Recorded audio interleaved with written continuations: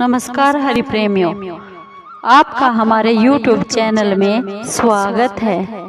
सभी दर्शकों को हमारी ओर से जय श्री कृष्ण। हरि प्रेमियों, कैसे हैं आप? उम्मीद है आप सब अच्छे होंगे। आइए आज की कथा सुनते हैं, आज का प्रसंग सुनते हैं। आज का प्रसंग है माँ तुलसी की संपूर्ण कथा, श्रीमद् भागवत पुराण के महापुराण के अनुसार।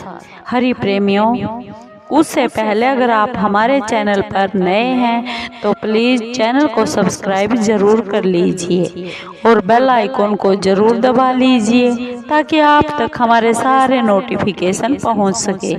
हरि प्रेमियों, आपका एक भी सब्सक्राइब हमारे लिए बेहद मायने रखता है। आइए कथा को शुरू करते हैं। हरि प्रेमियों, तुलसी माँ से जुड़ी हुई एक बहुत ही प्रचलित कथा है।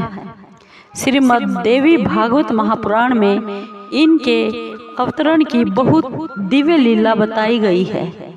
और एक बार भगवान शिव ने अपने तेज को समुद्र में फेंक दिया था। उसे एक महातेजस्वी बालक के रूप में जन्म लिया। यह बालक आगे चलकर जालंधर के नाम से बहुत ही पराक्रमी राक्षस राजा बना। इसकी राजधानी का नाम जालंधर नगरी था।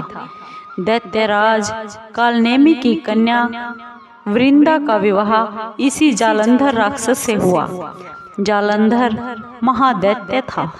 अपनी सत्ता के मद में चूर उसने माँ लक्ष्मी को पाने की कामना से बहुत भयंकर युद्ध किया, परंतु समुद्र से ही उत्पन्न होने के कारण माँ लक्ष्मी ने उसे अपने भाई के रूप में स्वीकार कर लिया। वहां से पराजित होकर वह देवी पार्वती को पाने की इच्छा से कैलाश पर्वत पर चला गया। भगवान देवाधिदेव शिव का रूप धर कर माँ पार्वती के समीप चला गया, परंतु माँ ने अपने योग बल से उस राक्षस को तुरंत पहचान लिया तथा वहां से माँ पार्वती अंतर्ध्यान हो गई। माँ पार्वती ने क्रोधित होकर सारा वृत्तांत भगवान विष्णु जी को सुना दिया। जालंधर की पत्नी वृंदा अत्यंत पतिव्रता औरत थी। उसी के पतिव्रत धर्म की शक्ति से जालंधर ना तो मारा जाता था और ना ही युद्ध में हारता था। इसीलिए जालंधर का विनाश करने के लिए वृंदा के पतिव्रत धर्म को भंग करना बहुत ही आवश्यक था। इसी कारण भगवान विष्णु ऋषि का भेष बनाकर वह एक वन में जा पहुँचे, जहाँ पर पतिव्रता वृंदा अकेली घूम रही थी।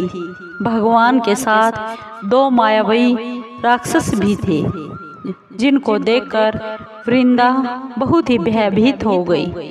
ऋषि ने वृंदा के सामने पल में दोनों राक्षसों को भस्म कर दिया और उनकी शक्ति देखकर वृंदा ने कैलाश पर्वत पर महादेव के साथ युद्ध कर रहे अपने पति जालंधर के बारे में उससे पूछा। ऋषि ने अपने माया के जाल से दो बंदर प्रकट कर दिए। एक वानर के हाथ में जालंधर का सिर था तथा दूसरे के हाथ में धड़ थी। अपने पति की यह दशा देखकर पतिव्रता वृंदा मूर्छित होकर गिर पड़ी। होश में आने पर उन्होंने ऋषि रूपी भगवान से विनती की कि वह उसके पति को वापस जीवित कर दे। भगवान ने अपनी माया से पुनः उस जालंधर राक्षस का सिर धड़ से जोड़ दिया, परंतु स्वयं भी वह उसी शरीर में प्रवेश कर गए। वृंदा को इस छल का बिल्कुल भी आभास न हुआ। जालंधर बने भगवान के साथ वृंदा पतिव्रता का व्यवहार करने लगी और इससे वृंदा का पतिव्रत धर्म भंग हो गया।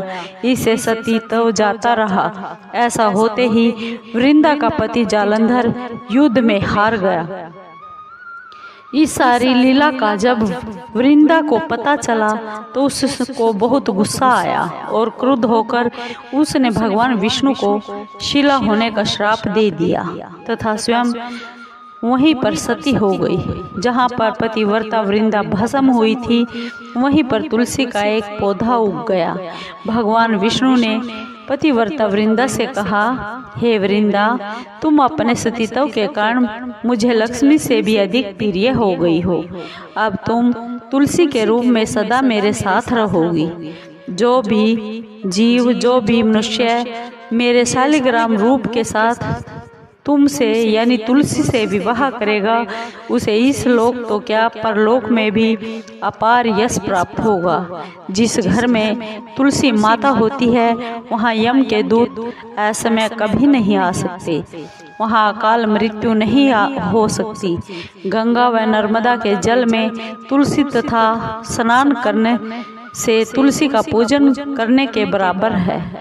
चाहे मनुष्य कितना भी बड़ा पापी क्यों ना हो, मृत्यु के समय जिसके प्राण में, जिसके मुख में तुलसी की मंजरी सहित तुलसी डाल दिया जाए और गंगा जल मुख में रखकर डाल देते हैं, तो वह सभी पापों से मुक्त होकर वैकुंठ धाम को चला जाता है। जो मनुष्य तुलसी व आंवलों की छाया में अपने पितरों का श्राद्ध करता है, उनके पितृ भी मुक्ति को प्राप्त होते हैं। उसी दैत्य जालंधर की यह भूमि जलंधर नाम से विख्यात हुई। सती पतिव्रता वृंदा का मंदिर मोहल्ला कोट किशनगंज में स्थित है। कहते हैं इस स्थान पर एक प्राचीन गुफा थी जो सीधी हरिद्वार तक जाती थी।